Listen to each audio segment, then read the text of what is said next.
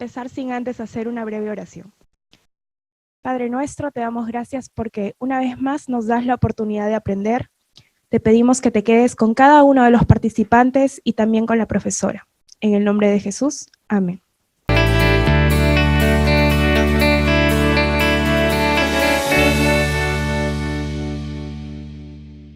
Bienvenidos a una sesión más de lo que es nuestro curso de evaluación de los aprendizajes y para los aprendizajes. Hemos tenido un tiempo seguramente en estas últimas semanas, cerrando los bimestres, quienes trabajamos por bimestre, de tener que tomar decisiones respecto a la calificación, respecto al análisis de los resultados de nuestros chicos, y esperamos de que el tema de hoy pueda seguir alimentando este ejercicio en pro de favorecer el aprendizaje. Hoy vamos a hablar acerca de pruebas escritas. Hablar de pruebas escritas es, querramos o no, traer con nosotros toda una experiencia de una enseñanza y de un proceso de evaluación tradicional, pero sabemos, y es lo que vamos a defender hoy día en la sesión, que las pruebas escritas pueden convertirse en un instrumento útil cuando se trata de evaluar competencias. Así que, antes de nada, quiero invitarles a revisar y a la vez ir despojándonos de uno de los mitos que tiene que ver con la evaluación o el uso de las pruebas escritas. Y es que estas definitivamente no sirven para evaluar competencias. Eso no es verdad. Las pruebas escritas, claro que son útiles en la medida que las elaboremos en función a los criterios que vamos a ver hoy. También es cierto que no todas las pruebas escritas sirven para evaluar competencias, y vamos a ver en qué casos sí y en qué casos no. Y finalmente es importante saber de que no existe un instrumento definitivo para evaluar competencias. Así que les invito a hacerse parte de esta sesión. Si tenemos el lápiz, el papel o si tenemos la laptop cerca, vamos a comenzar. Hablar de competencias, decíamos hace unas semanas atrás, es la necesidad de tener que revisar cuánto es visible, cuánto es demostrable lo que sé hacer y lo que conozco de manera teórica. Y esta necesidad de que nuestros jóvenes, nuestros niños, nos hagan visible lo que han logrado construir como conocimiento, nos exige tener instrumentos útiles. Recuerdan que hablábamos, la evaluación es ese proceso que consiste en definir criterios, los desempeños en este caso, que describen las capacidades, y hablábamos de que la evaluación consiste en recoger información útil y oportuna. No nos vamos a despegar de esta parte de la definición de evaluación, porque entonces necesitamos traer este aspecto importante para contrastar con nuestra práctica cuando evaluamos. Cuando estoy elaborando un examen, cuando estoy elaborando una prueba, ¿realmente estoy demandando información útil? Las preguntas o los ítems que yo formulo están exigiendo de mis estudiantes esa información que yo necesito corroborar. Esa es la pregunta que nos va a acompañar a lo largo de esta sesión. Antes de entrar de lleno a la misma, también es bueno recalcar que el criterio que esboza, que genera, que lidera la construcción de cualquier instrumento llamado prueba escrita o llamado examen escrito, que viene a ser lo mismo, prueba o examen son sinónimos. Aquí hago un paréntesis. A veces cuando empezamos este proceso de investigación o de indagación, podemos perdernos en tratar de discernir o de discriminar términos, y en realidad lo que a los profesores nos interesa es nuestro trabajo del día a día. Entonces, ya sea que le llamemos prueba o le llamemos examen, nos estamos refiriendo a este instrumento de evaluación que en el caso de ser escrito va a consistir en que nuestro estudiante tome el lapicero o tome el ordenador, el computador y empiece a redactar lo que nosotros le estamos demandando. Volviendo al punto, cierro el paréntesis, yo me voy a referir a examen o a prueba, son sinónimos para este caso. Volviendo al punto, entonces el criterio de elaboración para el diseño de las pruebas escritas siempre van a ser los desempeños. Son los desempeños, los referentes que yo voy a tomar para empezar a diseñar los ítems. Y esto quiebra, esto rompe un poco con la cuestión que teníamos por costumbre cuando trabajábamos las matrices de elaboración de las pruebas. Si usted ha caminado un poco hace 10, 20, 30 años en la docencia, sabe que antes de elaborar una prueba escrita construíamos una matriz y en esta matriz se describían los criterios, es decir, contenidos. En algunos casos se utilizaba la taxonomía de Bloom para ver el nivel de profundidad de las preguntas y como la calificación era numérica, entonces se asignaba un porcentaje, un peso a cada pregunta. De esta manera se aseguraba de que a lo largo del examen podamos evaluar diferentes niveles de profundidad, a nivel de memoria, a nivel de comprensión, a nivel de evaluación, a nivel de aplicación. Y al tener porcentajes y al manejar números, fácilmente el calificarse nos mostraba qué tanto habían rendido nuestros estudiantes. ¿Por qué no vamos a ver y por qué no vamos a abordar matrices ahora? Porque la lógica de la evaluación ha cambiado.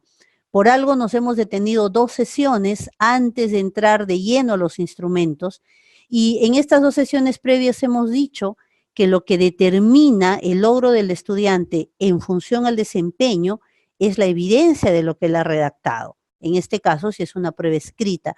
Y al tener el profesor que calificar con letras A, B, C o AD, y al pedirle al profesor que haga una descripción breve porque nos interesa la evaluación cualitativa, entonces no tiene mucho sentido elaborar una matriz.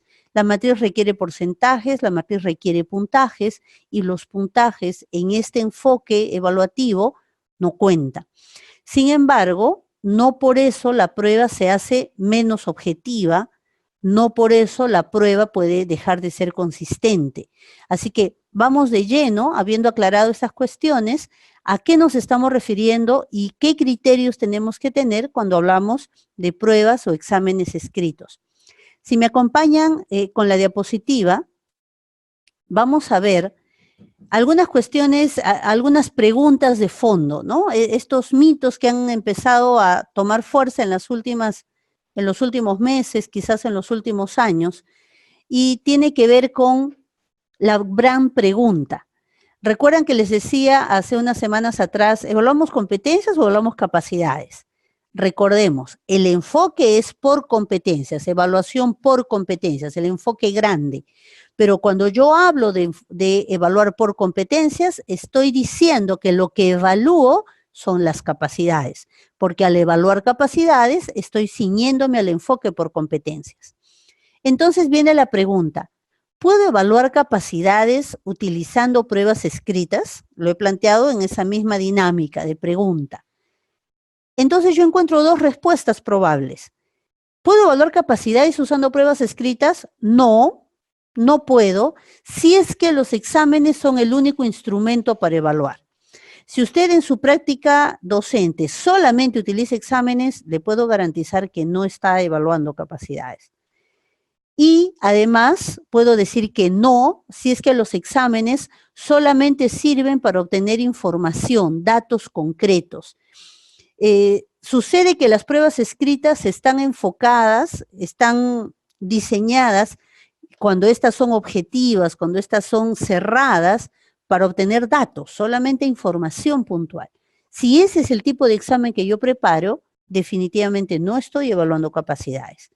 Y otro detalle importante, si usted utiliza pruebas escritas y además utiliza otros instrumentos, pero la prueba escrita de ítems cerrados está en el mismo nivel que una rúbrica, que una lista de cotejo, entonces también podemos pensar que no necesariamente estamos mirando capacidades.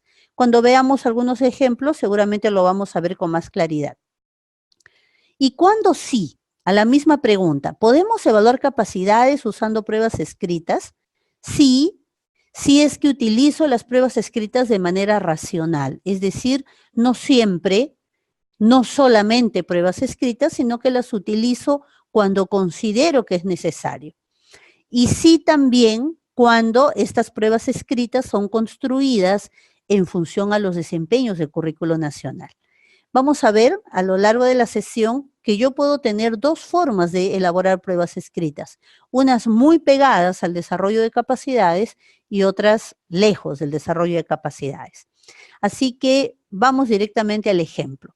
Todos, estoy segura, todos los que me escuchan, saben que hay dos tipos de pruebas escritas, las que tienen ítems abiertos y las que tienen ítems cerrados. Me dirán, bueno, las hay mixtas. Sí, es verdad, hay algunas y podemos combinar sin ningún problema preguntas abiertas y preguntas cerradas, pero fundamentalmente me quiero detener a estos dos tipos de elaboración, preguntas cerradas o ítems cerrados y preguntas abiertas. Los ítems cerrados los conocemos, hemos sido víctima de ellos, ¿verdad? Y son los que tenemos a la vista, son los 5 más conocidos, los que utilizamos con más frecuencia. ¿Cuáles son?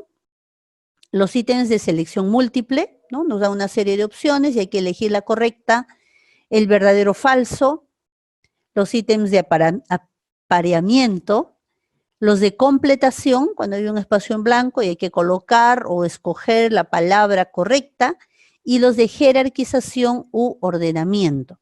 Voy a pasar rápidamente por cada uno de estos porque son con los que hemos caminado más tiempo, probablemente, y sí quiero detenerme con un poco más de pausa en los ítems abiertos que tienen ciertos criterios como se los he comentado.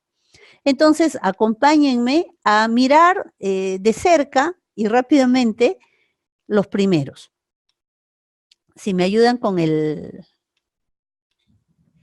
Sí, parece que acá tenemos una doble presentación, un lapsus de elaboración, tengo que reconocerlo. Vamos entonces con las preguntas de opción múltiple. Tiene una estructura que no nos es ajena, un enunciado que se recomienda sea claro, no sea ambiguo, puntual acerca de lo que estamos preguntando y siempre debe tener una respuesta correcta y de 2 a 3 distractores, es decir, un total de 4 opciones como máximo. Es lo que se recomienda porque la intención no es confundir, no es marear al estudiante que está desarrollando el examen. Y algunas recomendaciones que pueden caminar junto con esta estructura. A ver. La primera, omita preguntas negativas. No es adecuado señalar, no es verdad que, no sucede de esta forma, de ninguna manera este elemento pertenece, porque lo único que estamos haciendo es un juego de palabras que probablemente aún a un estudiante que conoce el tema, el juego de palabras puede terminar mareándolo y no es la intención marear a los chicos, es que ellos nos demuestren que conocen el tema del cual estamos registrando información. Una segunda recomendación es utilizar las mismas categorías gramaticales y si es que utiliza verbos que tengan la misma conjugación verbal.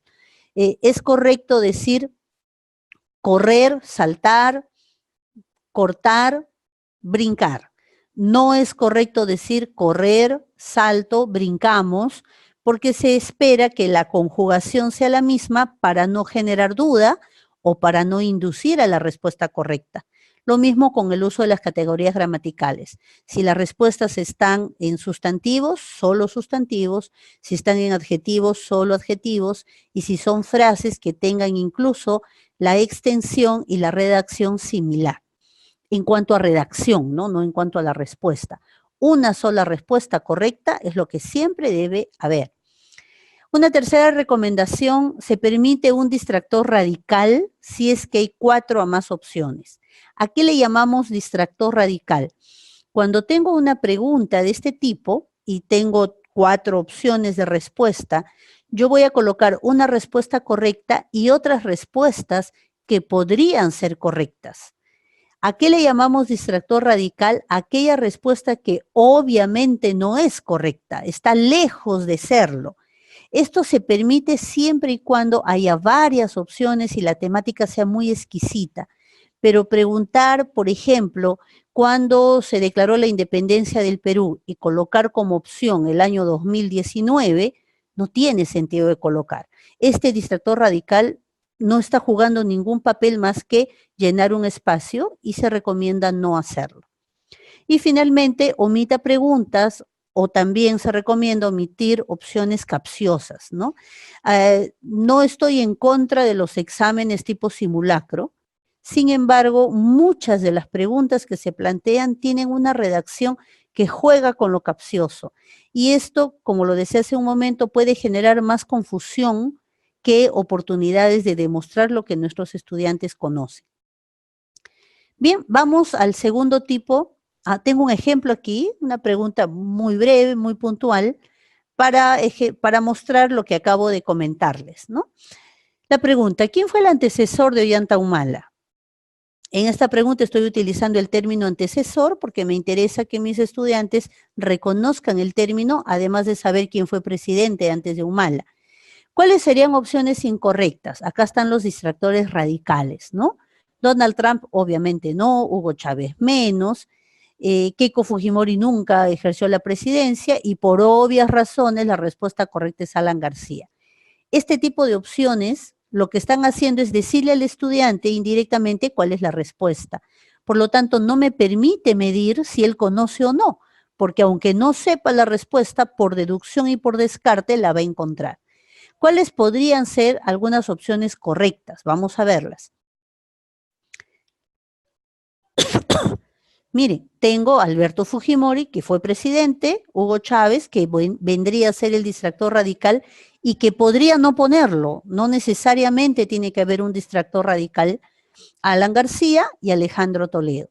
Con estas opciones sí estoy presionando a mi estudiante que efectivamente tenga la información y no obtenga la respuesta correcta por simple deducción, ¿sí? O por adivinar cuál sería la respuesta acertada. No voy a tocar el tema de verdadero o falso porque la recomendación básica es la misma, una redacción clara, sencilla, corta, en función a la edad de nuestros chicos, y sin el doble ejercicio. No es bueno utilizar en un mismo enunciado dos oraciones o dos aseveraciones. Una a la vez es suficiente. Habiendo dicho esto, vamos a los ítems de apareamiento, estos en los que yo conjugo dos informaciones a partir de una relación. ¿Qué puedo relacionar cuando yo planteo estos ítems de apareamiento? Datos. Los ítems cerrados en general están hechos para recoger datos fundamentalmente, información, pero también puedo pedir a mis estudiantes que apareen un concepto, llámese revolución, con su definición, rebelión con su definición, causas con su definición, listar una serie de conceptos con sus definiciones, por ejemplo. Otra cuestión en la que yo puedo aparear algún tipo de información es un suceso, cualquiera, con su ubicación espacial. Tal terremoto o tal tsunami, por relacionar la idea, dónde se dio o cuándo se dio, ubicación temporal, ¿no? Cualquiera de las dos ubicaciones, sea espacial o temporal, también es fácil de evaluar a partir de los ítems de apareamiento. Y un criterio que eleva un poquito más el nivel en tema de procesos mentales es el de causa-efecto, ¿no? Relaciona cada causa con el efecto que produce. Cuando hablamos de causa-efecto de cuestiones muy sencillas, como por ejemplo, se cae un vaso de vidrio y cuál va a ser el efecto, que se rompa, yo puedo utilizar este tipo de ítems. Cuando hablamos de causas más profundas, lo más recomendable es que se desarrollen, se expliquen y no solamente se identifiquen, ¿sí? Sin embargo, vale la posibilidad de evaluarlo de esta manera. Tenemos un ejemplo muy básico, puntual, relaciona el órgano con el sistema al que pertenece. Establezco la relación y después digo, para ello anota dentro del paréntesis la letra que corresponde.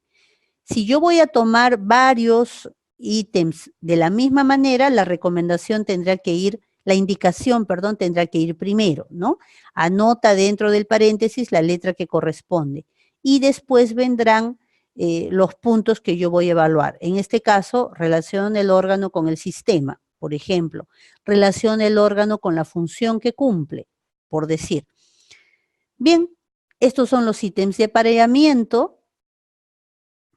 Y tenemos después los ítems de completación, ¿no? Los conocemos también, estoy segura que los hemos utilizado. ¿Qué podemos completar? Datos, información. Estoy siendo reiterativa en esto. Vocabulario, ¿no? Te coloco una palabra, escribe el sinónimo, el antónimo, la analogía que completa, el par de palabras que completa esta relación analógica, nombres, años, conceptos puntuales. Puedo escribir una definición y pedir a mi estudiante que identifique el concepto. Es una forma de hacerlo. O los elementos y las partes de un todo, ¿no? Por ejemplo, ¿cuáles son, tomando el ejemplo anterior, cuáles son los órganos que componen el sistema X? Y el estudiante tiene que completar cuáles son. Es un poco más complejo en el sentido que al tener que completar, por lo menos estoy pidiendo algún proceso de evocación. Ahora, si yo le doy las palabras que va a tener que completar, este proceso se reduce a un simple proceso de identificación. Y a veces por querer hacer esta forma de redactar el ítem, hacerla más compleja, empezamos a combinar, por decir, sistemas con órganos y se vuelve una suerte de adivinanza lo que los chicos tienen que completar si es que no conocen la información.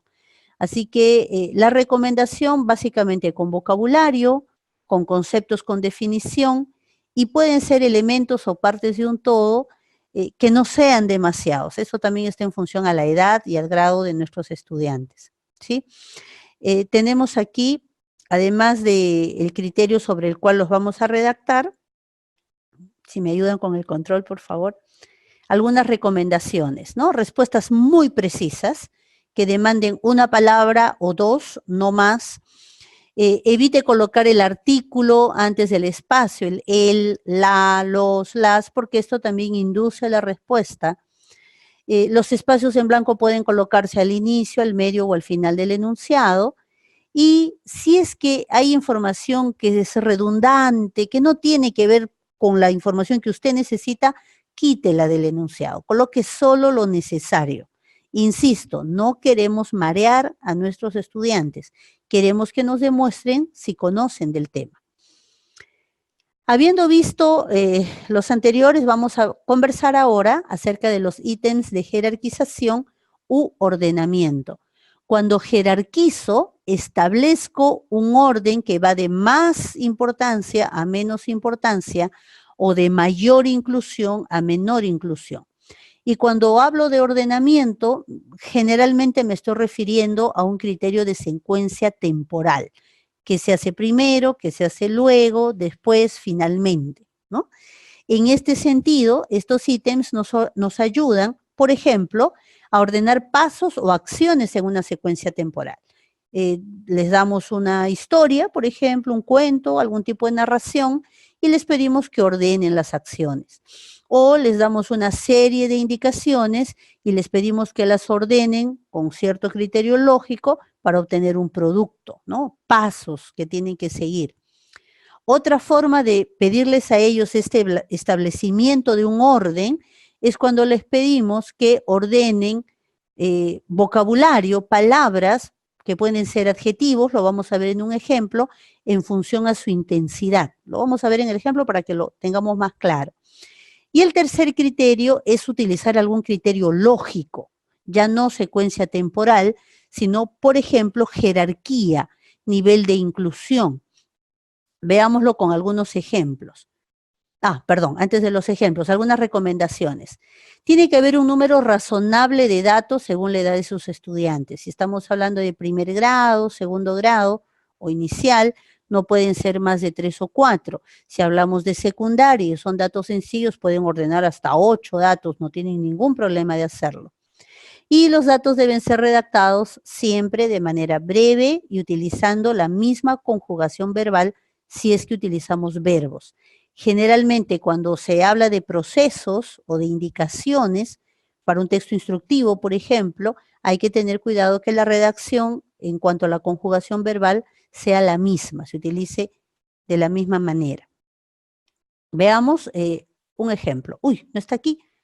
No, si no está, lo vamos a comentar. ¿Qué sucede si, por ejemplo, yo le doy a mi estudiante una pregunta típica cuando nosotros evaluamos vocabulario? Les decimos, ¿cuál es el antónimo de frío? Y esperamos que nuestros niños nos digan caliente. Sin embargo, sabemos que estos son antónimos totalmente opuestos. Yo puedo empezar a jugar con el vocabulario dándole diferentes opciones a mis estudiantes. Por ejemplo, frío, tibio, caliente, gélido, helado. Y entonces puedo pedirles a través de un ítem de ordenamiento, de jerarquización, ordénalos desde lo más frío hasta lo más caliente. Y entonces ellos van a tener que verse en la necesidad de reconocer cuáles son las diferencias de intensidad entre estos términos y poderlos ordenar. A eso nos referimos cuando hablamos de criterio lógico, ¿no?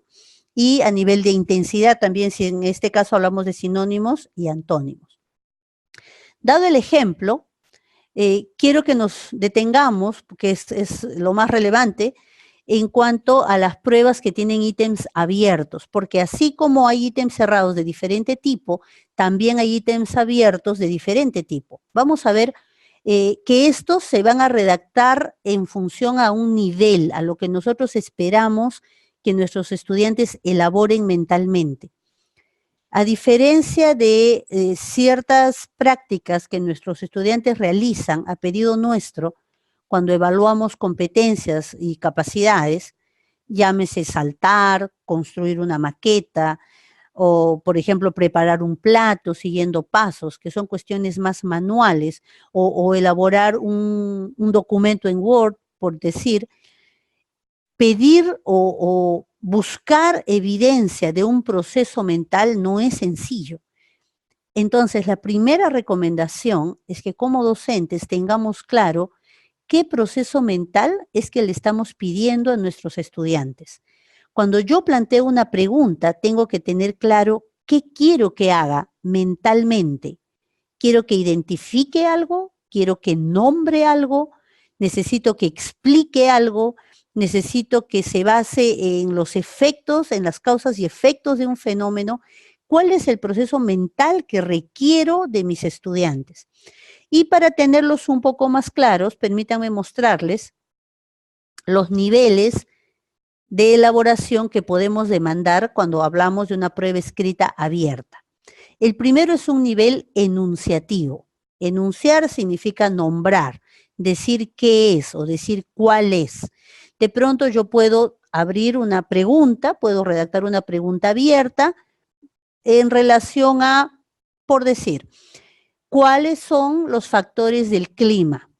Y mi estudiante va a redactar cuáles son, ¿no? Presión atmosférica, humedad, temperatura, precipitaciones. Lo que están haciendo es enunciar, nombrar una información que les estoy pidiendo. Sin embargo, la pregunta es abierta y lo único que estoy pidiendo son conceptos, ¿no? Elementos de un todo en este caso. ¿Cuál es el segundo nivel? Que además es un nivel más alto de elaboración. Es un nivel descriptivo. Y generalmente se asocia la descripción, sobre todo en el área de comunicación, con describir a la persona, describir un objeto, describir un lugar, describir un animal, describir una fruta. Pero no, el nivel descriptivo trasciende algún objeto puntual, como por ejemplo una persona. El nivel descriptivo aborda todas las áreas de conocimiento. Yo puedo describir una planta, puedo describir a los mamíferos como clase, puedo describir a los animales vertebrados como clase, qué características en general tienen, qué los diferencia de los que no son vertebrados.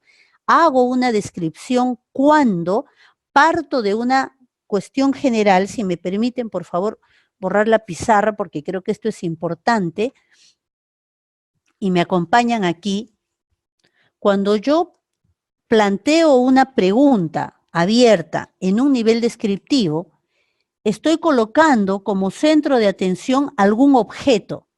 Y cuando hablo objeto no me refiero a un objeto tangible como un plumón, me refiero a cualquier objeto de conocimiento. por decir, un sismo. Cuando le pido a mi estudiante, obviamente en función al grado en el que está y a la edad que tiene, que describa lo que es un sismo, yo estoy pidiéndole no solamente que me diga cómo sucede,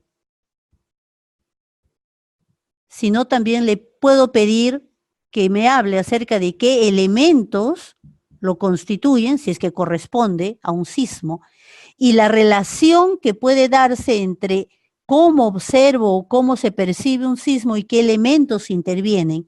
Además, yo puedo generar, y es lo que vamos a ver en el nivel siguiente, un aspecto comparativo que va a trascender a este objeto que estoy pidiendo que describa con algún otro objeto similar. En este caso, yo puedo hablar de un sismo en Lima versus un sismo en Japón, por ejemplo, o la capacidad de respuesta. Mi estudiante, además de hablar de elementos, podría hablar, por ejemplo, de cuáles son las medidas de prevención que se tienen que tomar alrededor de un sismo. Y así, cada objeto de estudio contiene una serie de elementos constitutivos de los cuales yo puedo pedir una descripción. Al ser una pregunta abierta, yo tengo que plantear qué es lo que espero de esa descripción, lo vamos a ver en un ejemplo más adelante.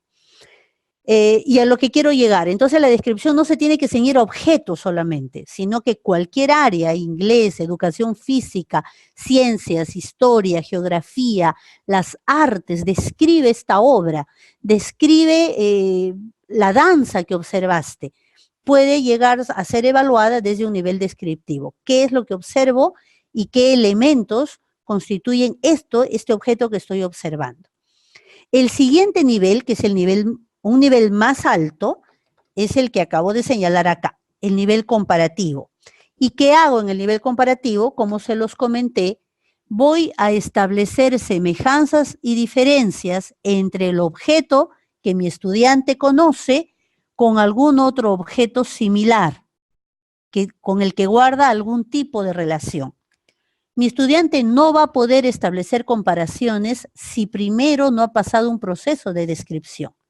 Yo no puedo pedirle directamente que compare, por ejemplo, los niveles de reacción y lo preparado que está Japón versus Perú respecto a un sismo de gran intensidad, si primero ellos no han pasado y no conocen cuáles son los elementos, causas y efectos que producen un sismo. Entonces, antes de pedir preguntas a nivel comparativo, yo tengo que haberme asegurado que mis estudiantes hayan pasado por el nivel descriptivo.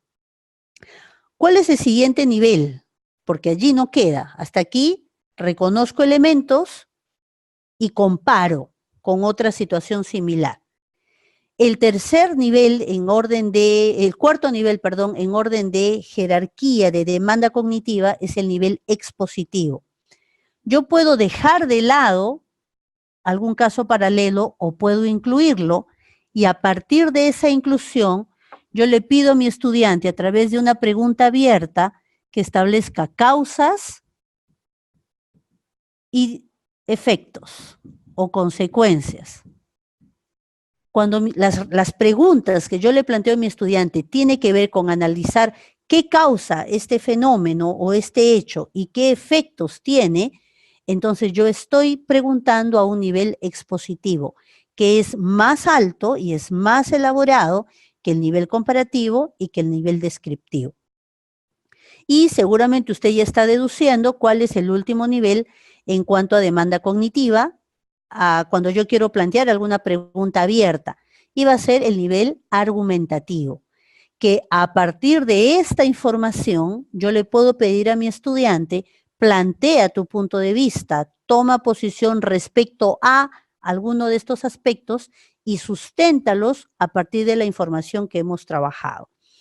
Entonces, nos damos cuenta desde este gráfico que podemos plantear diferentes tipos de preguntas abiertas y que estas preguntas obedecen a niveles que son cada vez más complejos.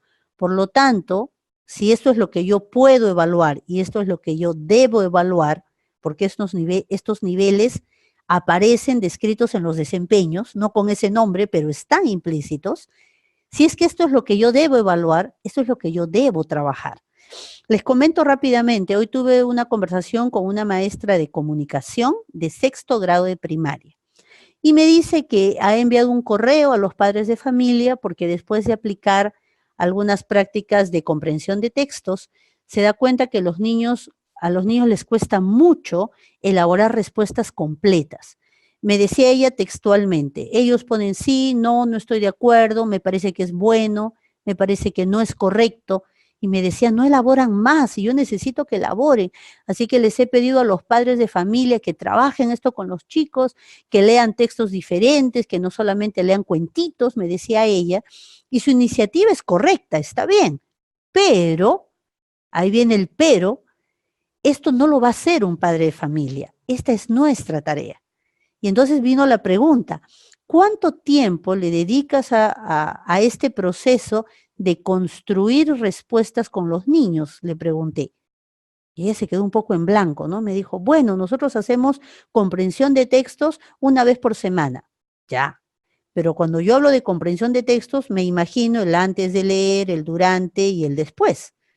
Pero no era esa mi pregunta. Mi pregunta es, de todo ese proceso largo, hay una parte en la que el docente con sus estudiantes tiene que conversar, tiene que ayudar a construir oraciones más completas, tiene que ayudar a establecer relaciones entre los elementos, entre los otros aspectos que constituyen ese tema del cual hemos leído.